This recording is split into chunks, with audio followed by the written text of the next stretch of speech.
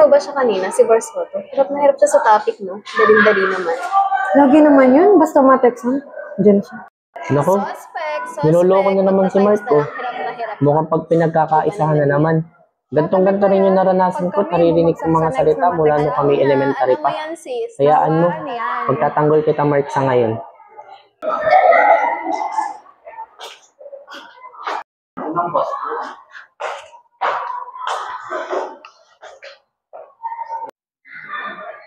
Hindi naman sa nangangailam ako, pero pakinig ko kasi na pinaparinggan yung si Mark kanina.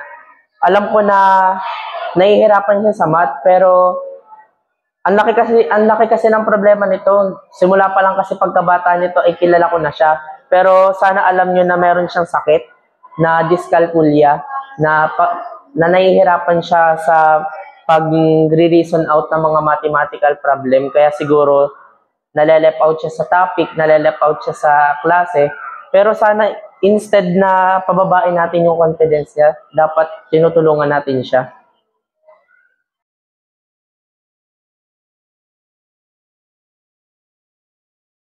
What is dyscalculia? Let's dive deeper. Ito ay isang learning disorder that affects an individual's ability to understand and work with numbers, making math and numerical tasks challenging. Madalas din itong tawagin na math dyslexia or number dyslexia. They may struggle on number sense, math operation, and etc.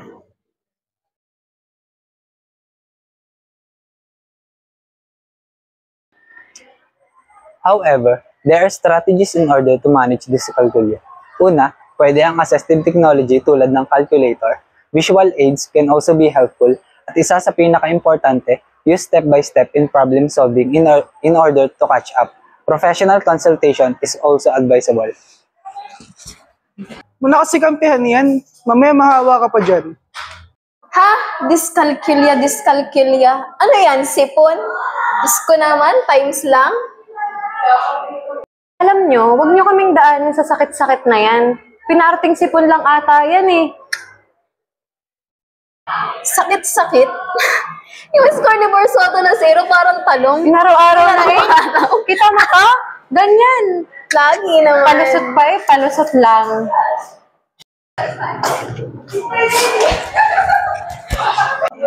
Alam mo Mark, alam ko masakit lahat na narinig mo mula sa kanila, pero instead na masaktan ka, isipin mo na lang na may pag-asa pa para mabago natin yung sakit mo. Hayaan mo, gagawa na lang natin ng paraan. Tutulungan na lamang kita, tuturuan kita. Para kahit pa paano, may matutunan ka naman o makapalo ka sa topic o sa klase. Salamat, Edward.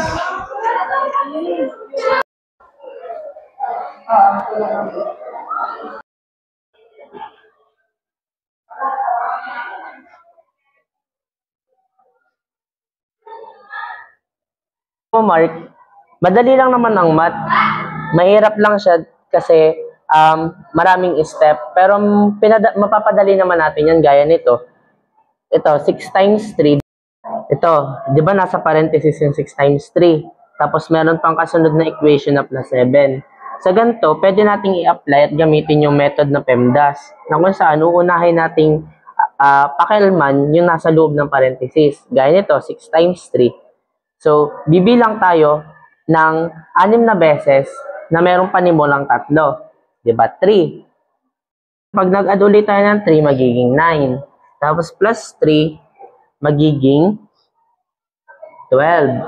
Tapos, plus 3 pa, magiging 15. Tapos, kapag dinagdagan natin ng huling 3, magiging 18. So, ang sagot dito sa 6 times 3 ay 18. Tapos, nakuha na natin yung nasa parenthesis. Ngayon naman, yung kasunod na equation na papakalma natin. Yung 7, i-add natin dun sa 18. So, 18 plus 7, ganito lang. Sulat mo lang muna yung 18, tapos plus 7. Tapos, pag-a-add lang natin, 8 plus 7, di ba kapag 7 plus 7 is 14. So, since 8 naman yung nandun sa kabila, mag-a-add tayo ng 1 sa 14. So, 8 plus 7 equals 15. Tapos, since may nasa taas nung 1, 1 plus 1 equals 2. So, 6 times 3 plus 7 equals 25. Ganun lang kadali. Medyo mahirap lang siya kung iisipin mo kasi marami siyang step. Pero kung susundin mo lang lahat ng sinabi ko sa'yo, magigets mo naman siya. So, din is 7 times 4 plus 24. Sabi ni Edward, unahin daw muna yung may parenthesis. So, 4 na 7. 1, 2, 3, 4. 7 plus 7, 14. Plus 7, 21. Plus 7, 28. So, ayun ang sagot din eh. 28. Ngayon, may kasama pang 24.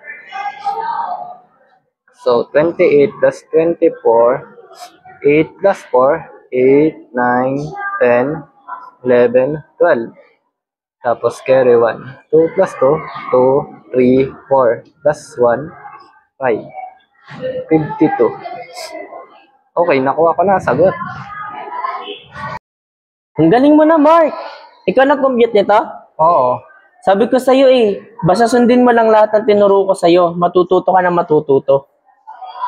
Salamat, Edward, ha? Hindi mo lang ako tinuruan mag-compute. Tinuruan mo pa ako kung paano magmahal.